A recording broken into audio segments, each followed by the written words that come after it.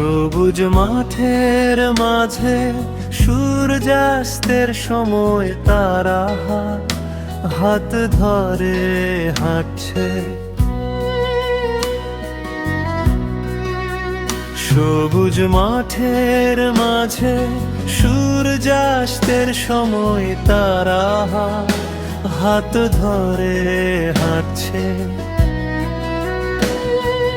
পারভেজ মুন্নি ভালোবাসা